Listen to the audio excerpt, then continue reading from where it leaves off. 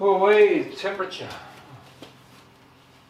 Alright, 36 degrees and 36 degrees Celsius. Shorts or trousers? Trousers it is.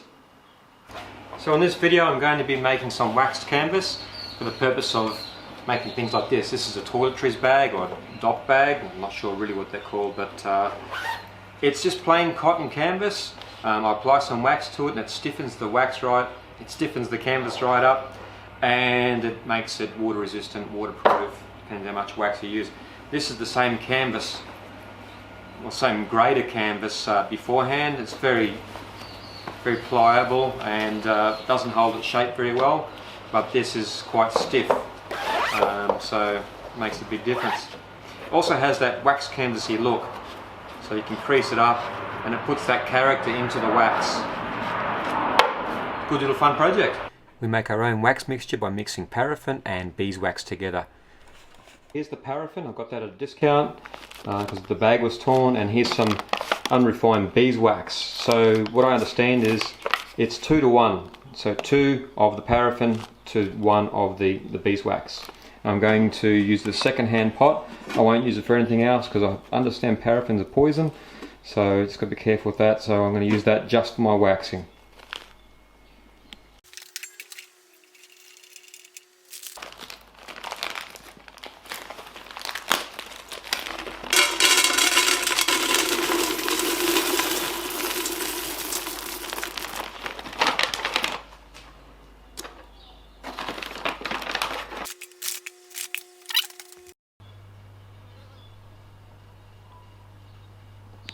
I don't have a crock pot, I just have this. This will do.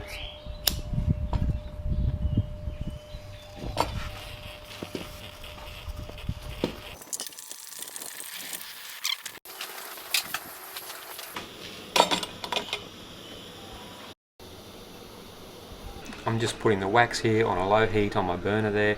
Only took about 10 minutes, didn't take long, whilst I went ahead and prepared the canvas for waxing, cutting out the little shape that I needed.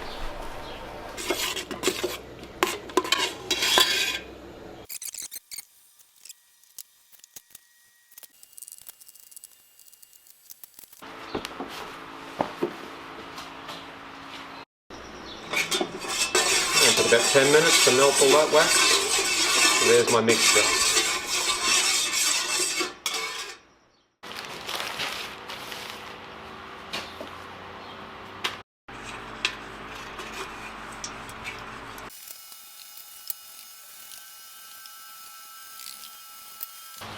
I've just laid down some plastic on my workbench just to protect the workbench and to help the wax absorb into the canvas.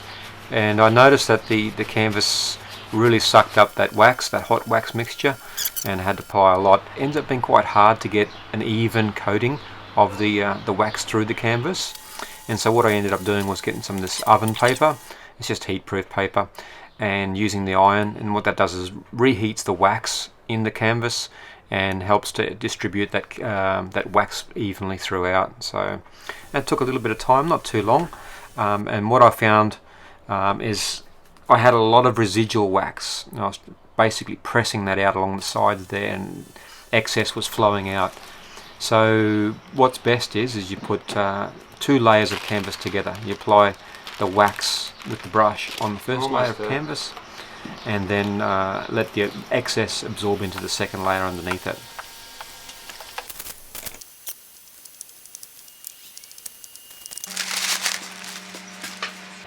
So what I discovered here was I had a lot of wax in my sheet of canvas there. I'm just peeling it away there. You can see all the excess quite thick in there, and this is when I decided to use a second sheet of canvas to try and help absorb the excess wax out of it. Let it cool down.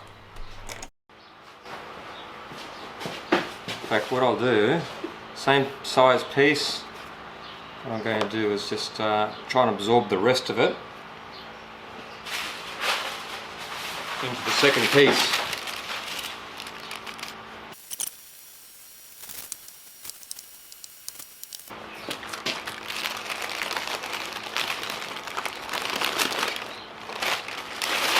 I think that's better.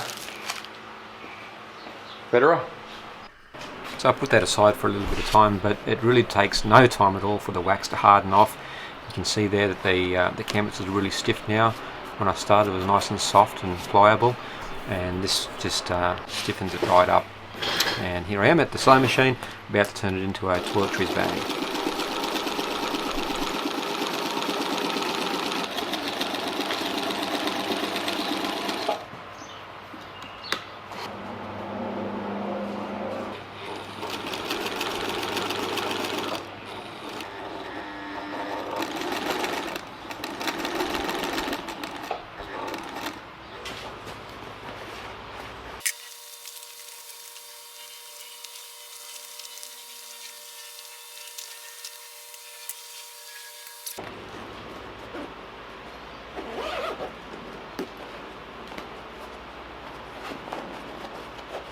I'm just crunching up the bag just here, just to give it those waxy crushed lines, give it a bit of character, and try and pop it back into shape. It doesn't take much to do that, and there you go. It's there.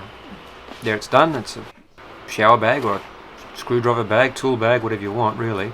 It lends itself to all sorts of applications, but it makes it water resistant, I suppose, maybe waterproof.